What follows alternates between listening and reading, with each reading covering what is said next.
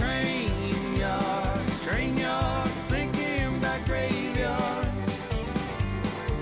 I wonder, Lord, what would they ever write on mine? Another soul laid to rest on a cold Montana morning, just trying to make it north of 49. Oh, morning, guys. It's the 16th, I believe, of October. Crap, time's been getting away on me, so kind of getting back to it here. I was hoping to get a whole pile of traps out this morning, but the last 2 months that I've been away, lots changed. Lots of water disappeared. We haven't had any rain, so we're getting back to a few of these problem areas we were having earlier. This one, there was one beaver I was having trouble catching, so I just left him, and I'm really glad I did, actually, because he kept the water plugged up here. The other spots, all through this property, the next road, they were all plugged up earlier in the year. All the water's gone, so I'm really happy I left some beavers back here to hold some of this water back. You can see all these bubbles here, and 95% of that is muskrats. So they found some refuge here. Unfortunately, like I'm saying, there's no water left in most of these sloughs and creeks, that sort of thing. So our muskrats are taking a huge hit, but hoping it's going to thaw out here next week and I can get some floats out again and maybe try and catch some rats out of here before they freeze out. But I still see, you can see those bigger spots there, and a couple spots like over there and up that way where the beavers have actually busted out. So I will try and catch a smart beaver in here. I might set a trap if I can find on the other side here, but I gotta set under the water just because it's so cold. So yeah, I'll try and record a little bit, but I'm gonna be flying pretty fast today, try and get stuff out. So what I get, and what I don't, hopefully you'll get to see at least the catches in a few days here when we come back to check. But yeah, I'll start getting some stuff out and get some more videos for you guys, because I've been lacking here the last couple months. So it's good to be back. Follow along, share, that sort of thing if you guys are enjoying it, and I'll keep getting some videos out for you. Okay, so hasn't been as productive as I was hoping. All these spots have been going to really dry, so we've only got one place set up so far. This spot here, they've actually been cutting trees, dropping them on the road, and they have two cutting trails. You can kind of see them. One is right here and goes up. The other one is right here and goes up. So you could set 330s on those runs there. There's actually 3 spots. There's 2 runs here. So 1, 2, and then the third one by the fence. There's also, if it wasn't freezing every night, because this is too shallow, you put a 330 right there. And then a 10 out of 10 spot right now where I'm going to set up is actually right under this log. Right here goes across. Their main channel goes through here. You can see the bubbles and around. So that spot I'm going to set up for sure. Right here, nice narrow spot. I might try setting something up in there depending on how deep it is. Either I'll do a bottom edge or try and get something up a little bit higher. And then across this way, so I trap on this quarter section here. I have permission to go anywhere in there, and I can hunt and trap and do whatever I want in there. So I don't have to worry about the right of ways at all here. But you can see here, again, nice narrow channel with the bubbles going through. So right there is just an absolute perfect pinch point. If it wasn't freezing every night, right over there is another good one. And then it almost looks like, judging by the bubbles there might be a muskrat run going just under the side there. So I might throw a collapsible cage in there. And then again, another really good spot is right beside the stump. I can't quite see on the screen where it is, but somewhere up in here, there's a stump on both sides. Another good deep spot for a 330. So I'm going to set 2 or 3 in along this this run here. Other than that, just because it's freezing every night, we can't really we're really limited on the sets we can use. Caster mounds aren't going to work very well. Anything half or 3/4 out of the water, or even a third in the water, is going to freeze and be inoperable or useless there pretty early in the night. So basically, if I could find the den, which it's somewhere out in this boggy area, I don't know how far, I can set traps on it because I can get permission on this property. But for now, I'm just going to stay within the right of way. I'm not going to set the 330s on land here where they're coming up for sticks, just because there's a house right over there with a couple Great Pyrenees, and I don't want to risk catching a dog. You've seen lots of spots where I have put 330s on land. Great set, they work awesome. If you do have dogs around, do not do that, or if you're doing it, do it on private property, not against the right of ways. Flag it if you can, let everybody know that they're there, because catching a dog is a really bad look on the trapping industry and trappers as a whole. So try to avoid that when you can, and that's why we're kind of limited even more here, because I can't use those land sets. So I'm gonna throw on some waders, get set up. Evening, guys. So we're back at this spot here by the river. Really hoping to pull traps tonight. So we left them sit here for a week, so they had a good soak. We don't have much caught here. I think we're gonna call her, because nothing's been up in the yard, cut down any trees here lately. Should have my 22 mag with me actually this time of night. It's a fair chance of something swimming by. So our trap and stand are gone from down here.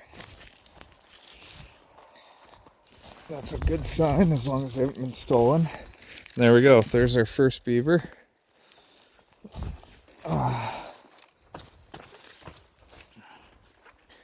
That's awesome. So our trap was up in there, had that metal stand on it. Beaver kicked all the way down here. Not sure where the stand is right now, but still set there.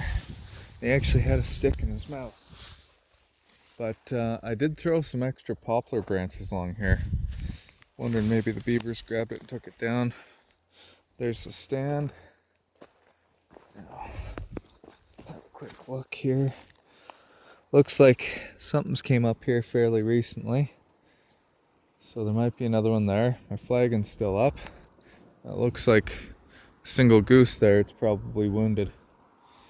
That's why it's not flown off with the rest of them, but pile of coyote tracks down here. Doesn't look like there's any other boot tracks but mine, which is nice. We took this caster mound out last time we were here, so don't have that trap to worry about. We got tracks here. I think that's raccoon.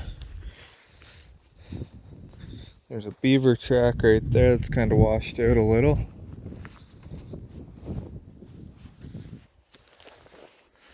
Oh yeah, there's those are raccoon tracks.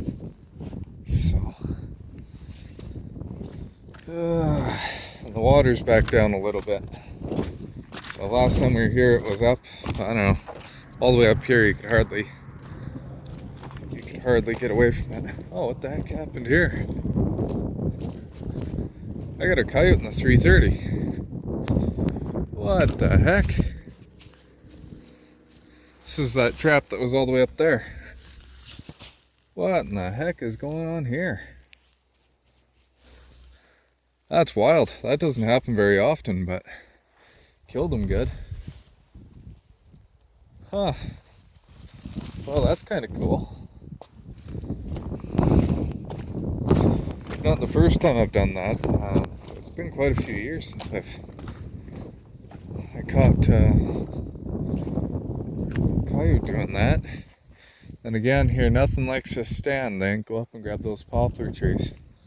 So might not be a great stand for trapping beavers. But the same time, nothing grabbed that poplar either, and there's no stand on it. So, okay. Well, that's it for here. I'm gonna reset that trap, or those couple of the traps. I know the coyote's not what we're here for, but I'll take that if they wanna play those games. I've caught fox doing sets like these before. You get fox in them sometimes, but very, very rarely will you ever catch a coyote doing that. There's a dead crayfish right there in the water.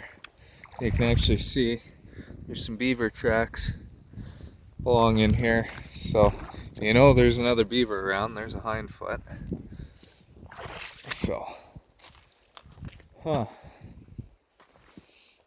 well, I think I'm going to reset them for one more go and see what happens here. Apparently we got a coyote to skin tonight. It's actually fairly fresh. I'm surprised. So that's awesome. Not great fur prices, but you know, we'll take it. Decent looking fur on it. If nothing else, I can give it to a couple friends or whatever. Everybody wants to try home tanning, so won't go to waste. But yeah, that's all we got here. I'll show you the resets maybe.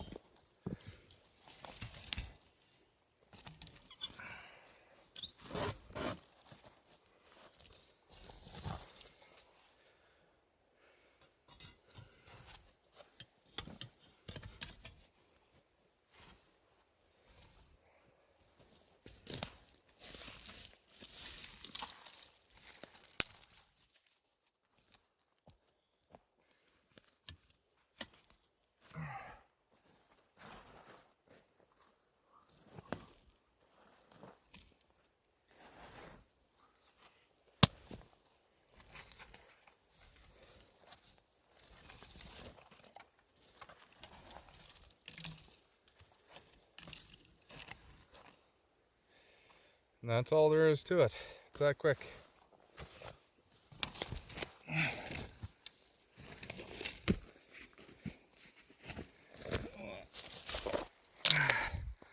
So that's gonna be it for today. I was hoping to get a lot more trapping done this week, but that didn't happen. So going back to the cabin this weekend and trying to get some stuff done up there. Went to the north trap line today, and yeah, got some stuff out of there. There's some guys gonna moose hunt out of it this fall, so I pulled my stuff out of there, and they can do whatever they want. And then December 1st will be I'm allowed to go back up in there, but we'll see if I'm stuck out in on the trap line out west. Might not get up to the north one here till later in the winter, but that's a future problem. I can deal with these here tonight. Should be worrying about that and not that stuff in a few months. But if you guys are enjoying the content, like, share, follow, subscribe. Thanks for watching, and we'll catch you in the next one.